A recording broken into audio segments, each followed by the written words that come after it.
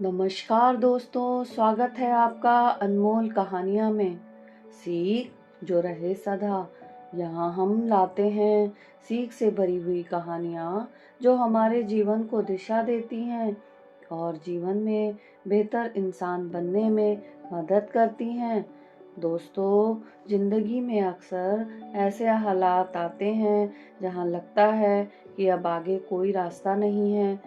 सब कुछ सूना और बंजर सा लगता है, लेकिन सच तो ये है कि इन्हीं कठिन हालातों में असली ताकत और हिम्मत पैदा होती है। आज मैं आपको एक ऐसी कहानी सुनाने जा रही हूँ जो हमें सिखाती है कि अगर धैर्य और हिम्मत हो तो रेगिस्तान में भी जीवन की ठंडी छांव उगाई जा सकती है। आज की कहानी का शीर्षक है रेगिस्तान का पेड़। किसी दूर रेगिस्तान में एक छोटा सा पौधा उगा। वहाँ ना तो नदी थी, ना ही तालाब, ना ही बारिश का भरोसा था। दिन भर तेज धूप उसके छोटे छोटे पत्तों को जला देती थी। आसपास के बड़े पेड़ और झाड़ियाँ उस पर हंसते और कहते, ये पौधा ज्यादा दिन जिंदा नहीं रहेगा। पानी और छाया के बिना कौन यहाँ जी पाया है। पौधे ने उनकी बातें सुनी, लेकिन उसने हार नहीं मानी। उसने धीरे धीरे अपनी जड़ों को और गहराई से फैलाना शुरू कर दिया। जहाँ बाकी पौधे ऊपर की धूप से लड़ रहे थे, ये छोटा पौधा चुपचाप जमीन के नीचे पानी ढूंढ रहा था।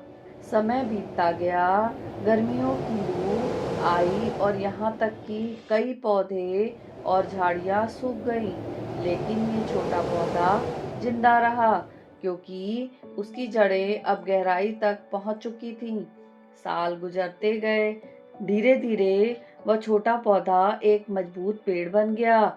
उसकी छाया में अब पंछी घोंसला बनाने लगे, राहगीर ठहरने लगे और उसकी जड़ों से निकला पानी आसपास की मिट्टी को भी उपजाऊ बनाने लगा। अब वही लोग जो कभी कभी उसका मजाक उड़ाते थे, कहते, अगर इस पौधे ने कठिनाई में हार मान ली होती तो आज हमें इस रेगिस्तान में छांव और जीवन देने वाला पेड़ कभी नहीं मिलता। प्यारे दोस्तों, ये कहानी हमें सिखाती है कि मुश्किल हालात हमें तोड़ने के लिए नहीं आते हैं, बल्कि हमें और मजबूत बनाने आते हैं। अगर आप धैर्य रखकर लगातार मेहनत करते रहें, तो एक दिन आपकी ही जड़ें इतनी गहरी हो जाएंगी कि आप दूसरों के लिए सहारा और प्रेरणा बनेंगे। दोस्तों, तो ये थी आज की कहानी। आशा करती हूँ आपको पसंद आएगी। अगर पसंद आई है तो अपने संबंधियों, दोस्तों के साथ साझा करें और चैनल को सब्सक्राइब जरूर करें। दोस्तों, अब मैं विदा लेती हूँ।